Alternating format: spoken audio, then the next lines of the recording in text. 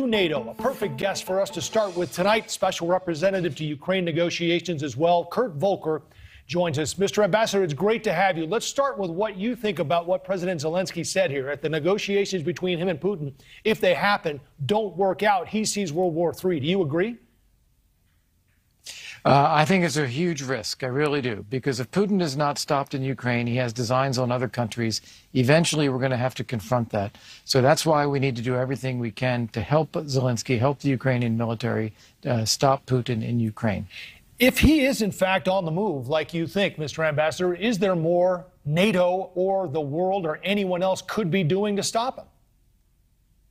There is. I think there's a lot that we need to do. I think Putin believes that the West is standing back and letting Ukraine fight on its own. He has threatened the use of chemical or biological or nuclear weapons.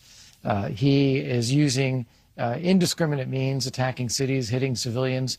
So when NATO meets this Thursday in Brussels, President Biden is going there, I think NATO needs to issue a very stern warning to Putin. Any attacks on civilians, any war crimes that are committed will be fully investigated. Everyone in Russia who has a role in this will be prosecuted individually for that.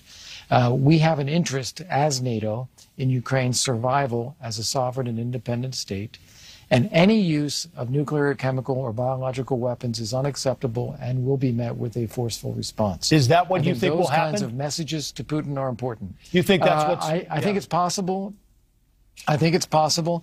There's a lot of discussions now about how far people go at this summit. I know other allies have their views, but I think those messages are possible.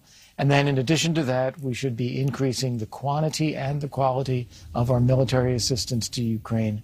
And I think that is also on the table for discussion in Brussels. Sanctions haven't worked. We know that, or at least it hasn't slowed him down any. You think warnings are going to make a difference here? I mean, he's already bombing civilian targets. Yeah, I think there's two different things. One is the military battlefield and the other is the sanctions. He needs pressure on both fronts. The sanctions are having an impact on the Russian economy, and it will cripple Russia's economy, but it's not going to impact his decision-making about the war. He feels that he has to win at any cost now. He is determined to pursue a military victory. So we got to do the sanctions to hit his capacities, but we've got to do more on the military side so that the Ukrainians blunt these offensives, push them back, and then the Russians begin to realize that their people are somewhat trapped in Ukraine, bad supply lines, bad morale, failing equipment, deserting forces, and they will need to find a way out. That's the situation we have to get to. You're a diplomat, and I'm wondering, does Vladimir Putin have any leverage here? I mean, he's asking the Ukrainians to surrender in Mariupol. What do you make of the importance of that city right now and Putin's, I guess, insistence that they surrender, which they're not going to do?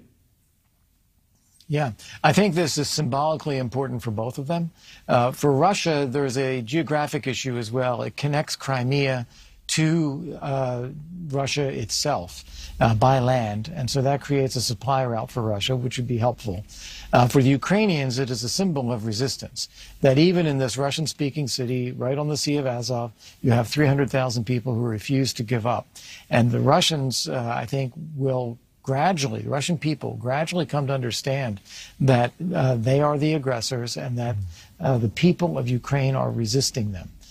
This is an important psychological point because Putin doesn't really have support for this war as soon as people understand what it really is. How do you see this ending, Mr. Ambassador? I mean, as you said, I don't think Putin's going to, he can't turn back now, right? I think I read where you said that he's basically put himself on a plank here. Is it possible that the Ukrainians can hold on and not only hold on, but maybe win this? I think it's likely that the Ukrainians will not be defeated. They are determined to protect their country. They have the personnel. They are getting equipment from us and others. And the Russians do not have the morale, the capability, inability to actually take and hold Ukraine. So the Ukrainians will win in the end. But it's going to be really awful. It's going to be bloody, lots of civilian casualties. And this is where we have to either get Putin to the point where he agrees to accept some kind of settlement and the withdrawal of his forces, or the Russian people themselves, and particularly the elites, the military, the intelligence, the business leaders, pull Putin aside and say, you're destroying the country. You're destroying half our military capability and all of our economy. Russia can't survive this. You have to stop. And perhaps if he doesn't stop, then they stop him.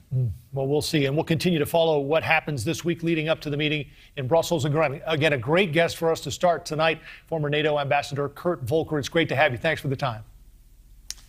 Thank you for the opportunity. Thank you for watching. Click the red subscribe button below so you can get more of NewsNation's fact-driven, unbiased coverage.